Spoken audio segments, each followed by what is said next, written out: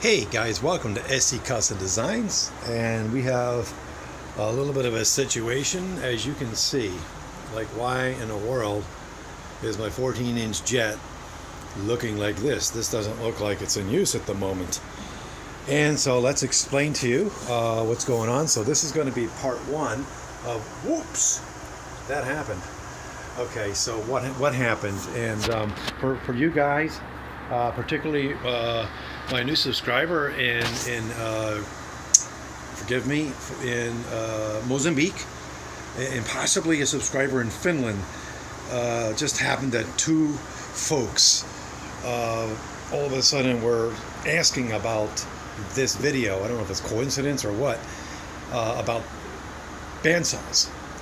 So I want to share my experience with you. If you know me by now, you know that when I do my videos, I don't look for absolute perfection and geez, did I rehearse that 17 times and okay, let's do it one more time. No, I'm just going to basically get the rough idea of what I'm going to talk about, then I do it, because I think that's the real world. Obviously, right? Things go wrong, things go right, things go you know, and you get to see that in my videos, okay? So if you're looking for perfection from the get-go, you're not going to want to watch my channel. But if you want to learn with me and I with you, you're going to love this channel. Okay, so this is my wood shop, and we're just going to do a real quick pan. Look at, I have actually cleaned up. Isn't that nice? We have lots of projects going on at times. I'm going to shut the fan off because I realize that is not conducive to you hearing me. All right. So here's what happened. I have this piece of two 4x4s that I joined together, and if you watch some previous episodes, you'll know that I planed it on that unit over there, on the DeWalt planer. And so glued it up, I planed it, and next step is to take it over and basically cut the top, the bottom, and the back, okay, off of this unit here. It's going to be a bandsaw box. And if you're new to my channel, what's a bandsaw box? Well, these are a lot of simple bandsaw boxes that I made that are going to go under my wife's sewing table. So basically, in this case, they're joined up 4x4 stock, and from one solid block of wood, you have a bandsaw box. And it's just really, really amazing. So the scrap wood from here is how I make what they call nested trays. So this was a piece of waste block that came from the middle, and from that I made all these trays that go into each other, nested trays. So that's what I was attempting to do over here. I was all happy and giddy. I'm in my wood shop. I do this part-time, by the way, SC Custom Designs, QA software guy in the daytime. So what I did is I went in about this far, and then I decided I was going to pull the block out, okay, from the blade, and this happened. The blade fell off the wheel, and it instantly kinked like this. That basically renders my blade useless, okay? Because what's going to happen is it's going to hit your bearings and scratch those up, and it's just not a good idea. It's going to compromise your wheel. It's time to throw it away. But maybe there's folks out there that know what to do with these. I don't really know what to do with the old ones. You know, maybe you can repurpose them somehow. So let's put them over there for now. Now I have some other blades that I can throw on. I did take advantage of the time, and I went ahead and I ordered more blades from Timberwolf, from Suffolk Machinery Corp, which is right here in the state of New York, down near the city area, okay? So they're my go-to. The blades fit my 14-inch jet, and that's what matters. I've tried buying them from other companies, and you know, sis boom ba, and oh yeah, it'll fit. It doesn't. This is 105 inches, and even though it said 105 inches, it didn't fit. I couldn't get the blade to stay on. I couldn't get it tight enough, you know, that type of thing. So one of the reasons why this happened, was because my lower bearings, which are now not here, they were on here, seized up. And you may have watched a previous episode where I went ahead and I oiled them up and I sprayed them with this and that WD-40, and it was okay for a while, and then lo and behold, they seized up again. Now my upper bearings are still good. These are the original bearings. They're not the best, okay, but they're still moving freely. And this thrust bearing down here is actually fine as well. But these two that were here, actually these four, because there's two and then two. So I ordered those, $22 a piece, my friends, from Jet. So that was a little bit of an expense for me, and they're going to be in by next Friday. So that'll be into August, okay? And so I can't use it, but I thought I would take advantage of the time and explain to you that that you have to have, whoops, sorry about that, especially you guys watching on big TVs. You have to have the blade not touching the wheels, okay? And when you get busy and you don't check, things go out of line, through time, what's going on, especially with these guys down here. I can't see them. I can see these, right? So I instantly stop my saw, my motor, right? I stop it and I adjust it. I can't see these guys. It's very difficult to see them. You got to really go out of your way to really see them properly. You got to take your table off. Table's down there at the moment. You got to take the table off and then see, or you scooch down in here, whatever, okay? And they basically seized up again, okay? They literally wouldn't move. So I'm sure what happened was when I went to back out, it was grabbing onto the bearings, all right, and it just pulled it off. Also, I wouldn't be surprised at all if the wood was closing in on itself. Okay, I did have this guy on, so I was technically following proper procedures. Okay, I used my fast system to get rid of the bandsaw drift. Look up all those episodes, please, here at SC Custom Designs. So how long have we been chatting here? We've been chatting for 7 minutes, almost 8 minutes about this. But I think it's well worth the time to talk about this, okay? There's so many components that go into a bandsaw that help you to do your job. And if one of those items are not tight, are not set properly, you're going to have issues, okay? I try to talk about those issues, okay, as I do various episodes, okay? Some of the obvious are that you want to have your blade, the kerf, in the middle of the wheel, okay? Listen to Mr. Snodgrass. He does an amazing job talking about bandsaw. He can do this in his sleep. He can put a bandsaw blade in 20 times faster than I can. But you want the blade in the middle. Just some of the tips. Don't ever adjust your own wheels. Let the factory, and in this case Jet, has done a spectacular job at aligning your wheels, particularly this one down here, okay? Don't start monkeying around with that.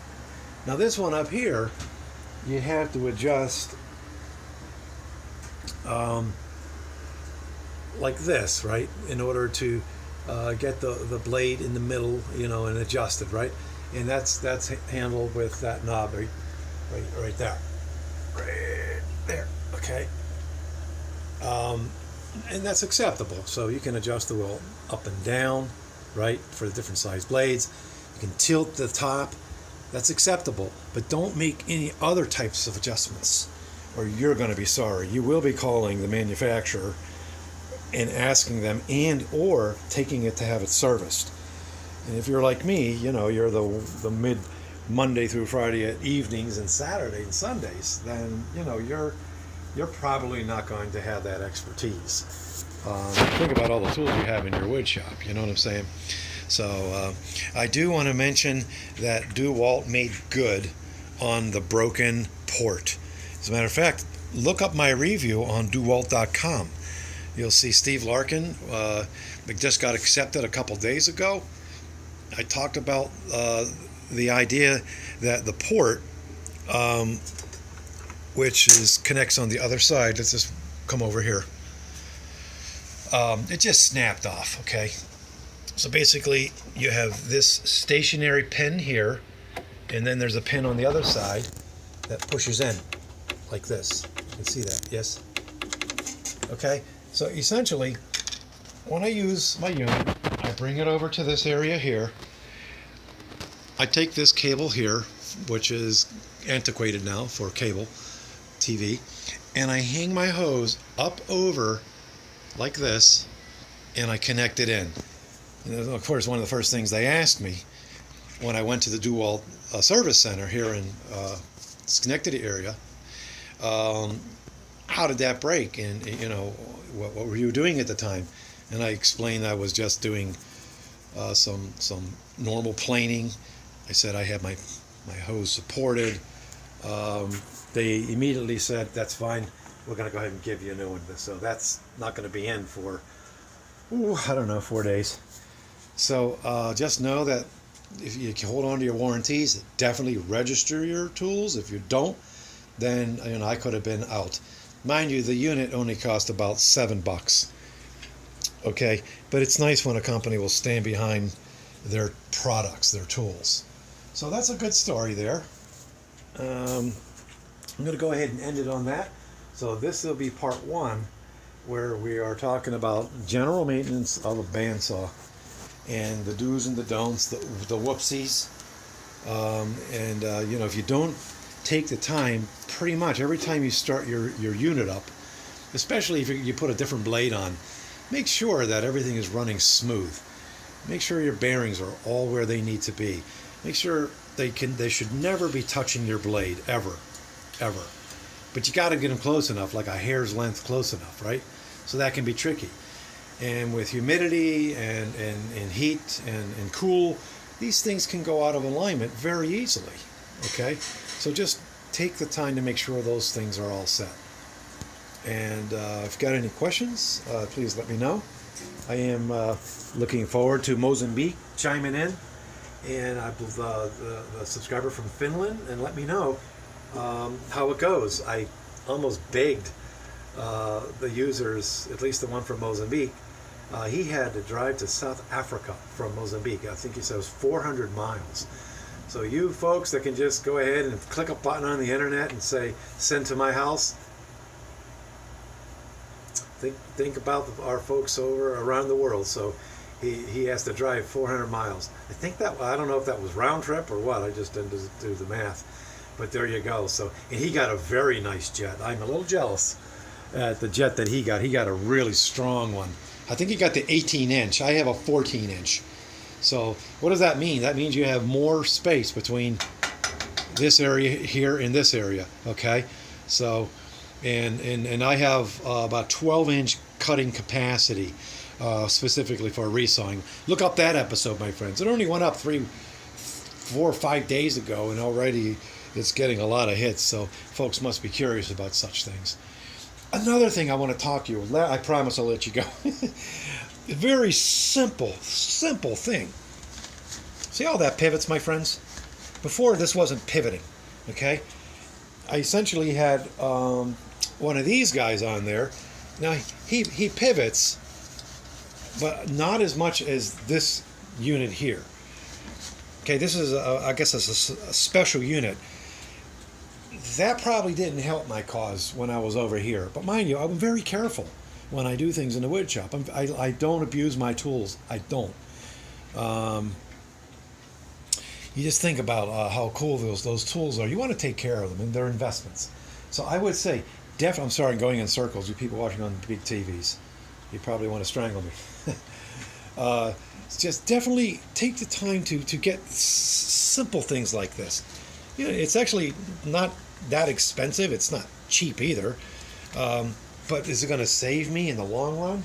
So I'm going to be getting one for every unit that I got to connect a hose up to. And again, this guy's going to turn a little bit, but he doesn't turn as easy as that one. And these units, are from Rockler. I bought a kit called Dust Right. Okay, and you get these types of things with your unit. These clamps that you can hand tighten without a tool. And this is what you just saw on my bandsaw, that where that turns. The unit that I just spoke of is not being shown here. Okay, so I got that, this, and these types of things. So yeah, and so that was a really cool kit from Rockler. You'd think that I was a spokesman. I don't have any sponsors. Rockler doesn't sponsor me. DeWalt doesn't sponsor me. Rigid, Jet. I'm just a small-time guy. Just loves and has a passion for woodworking. And needless to say, I got to get to work. Thanks for coming into my shop. I have a real safe weekend. It's already Saturday and it's 1:15. I better get my person into action here. So again, just leaving us. So we do one video a week, or 2 or 3 sometimes if we're energetic.